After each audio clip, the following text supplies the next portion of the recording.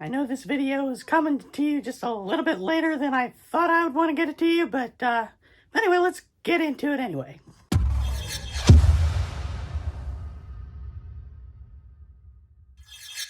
Hello everybody, and welcome back to another video of Trek Talk here on the Vochek Experience, where idiots are still always us. Always me. Always.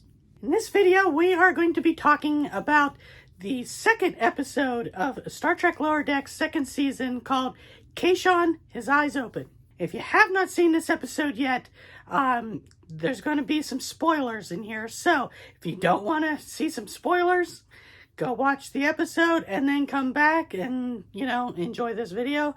If not, then just enjoy the video anyway, because let's get into it. So this episode of Lower Decks opens with the character of Jet being transferred into Boimler's former position on the Cerritos. And we get a very, very funny scene of our usual Lower Deckers with Jet in the Sonic shower room, and Mariner and Jet going back and forth on how intense they like the Sonic showers, which I thought was very comical.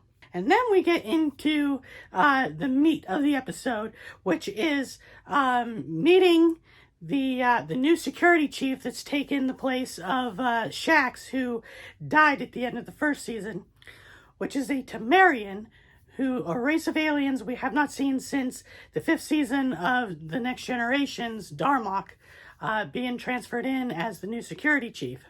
And of course, his name is Kayshon. Now, we all know that Temerians speak in metaphor, and Kayshon still speaks in metaphor some, but he's learning more of the Federation language, as he puts it, so that he can better communicate with his fellow crewmates. No sooner does he come on board, he gets assigned an away mission, and of course, our Lower Deckers come with him. This away mission is going to the Collectors Guild, an organization we have not seen since The Next Generation's 3rd season episode called The Most Toys. This is the episode where Kivas Fajo kidnaps Data, stages his death and everything so that he could add Data to his collection. This is the same group of people.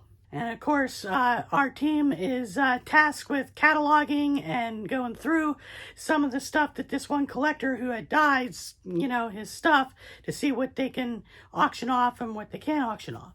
And of course, chaos ensues when all these security features start being activated and coming at them and trying to kill our heroes at every turn. And in the process of this, Kayshon gets turned into a puppet. You heard that right. A puppet. So the rest of the episode is all about them fending off against these security features and getting back to the Cerritos. And other parts of the episode, we see Boimler still on the Titan, going through some space battles and screaming the whole time, as only Boimler can do. And during the course of the episode, Boimler, along with some of the senior staff from the Titan, beam down to this mining planet to help these miners out with these group of pack-leads that are trying to take over their mine. And in the process, firefight ensues, Boimler screams some more, and at the end we see that Boimler gets transporter cloned, just like Commander Riker did in the Next Generation's episode, Second Chances. So because of this, Starfleet Command basically tells Riker, you can't have 2 identical crew members serving aboard the same ship. So one would have to stay, and one would have to go back to the Cerritos. So Boimler's transporter clone stays on the Titan, and poor Boimler gets transferred back to the Cerritos, and he gets demoted back down to ensign. And of course, once he arrives back on the Cerritos, the Lower Deckers are all excited to see him. And of course, Mariner's like, I'm not going to let you forget the fact that you abandoned me. But that's about it for that episode. Pretty straightforward, a lot of things going on, but nevertheless, a very enjoyable episode, and great to see the Temerians back and seeing this new character of Kayshon. Oh, by the way, he does end up turning back into his normal self, too. Let's not forget that. He doesn't stay a puppet. So, with the little recap there out of the way, let's get into the good about this episode.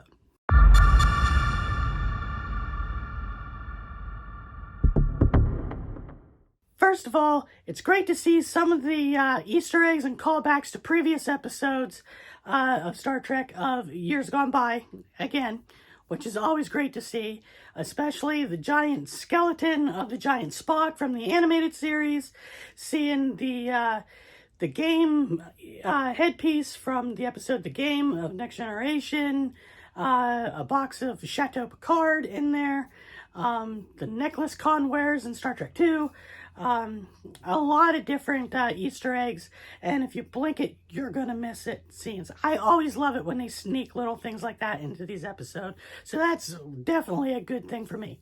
Another good thing is seeing Rutherford and Tendi step up their game and basically take charge of the situation to help our fellow lower deckers get out of the situations they're in with all these security features trying to kill them on this ship. That was nice and refreshing to see them take the lead for a change. Not that I don't like Mariner always kind of being, in charge, but it's good to see, Rutherford and Tendi getting something to do other than just comic relief. It was good to see Jet back, and seeing what he's doing and how he got transferred to Boimler's previous spot.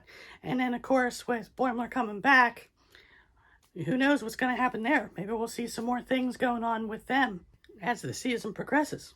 You never know. It was also good to see them mention about the Collectors Guild again, because we have not seen them or heard from them since the 3rd season of Next Generation. So that was another good thing, another good callback to see what's going on in that world and the collecting of all these things that, that we all know, Another good thing is we get to see the sonic showers. And we've only ever seen a sonic shower, I think one other time, and that was in a Voyager episode. But we hear about them all the time, but we never actually see it in action. And I thought it was good that we finally get to see some sonic showers in this episode to see, how this technology cleans our fellow officers. All right, now that I've talked about some of the good from this episode, let's talk about some of the bad.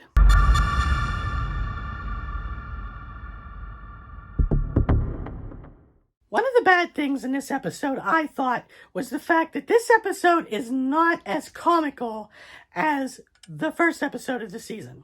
This episode takes more of a serious tone, and there's not a whole lot of laughs and comedy going on here. At least not for me, anyway. There were a few laughs. I did chuckle a lot, but not flat out just laughing at the screen. But hopefully, maybe in the next episode, they'll bring that back a little bit more. Actually, I think that is pretty much the only bad I can really think about in this episode. Because the rest of the episode, while it wasn't comical or funny, at least to me, not a whole lot, as in the previous episode and other episodes, it was still a good, solid episode of sci-fi. So you can't really say that that's bad if they're making good sci-fi, all the while being an animated series, At least that's my opinion on the matter. What about you guys? Let me know in the comments below what you thought of this episode, what you thought was good, what you thought was bad, what you thought was funny, what you thought wasn't funny.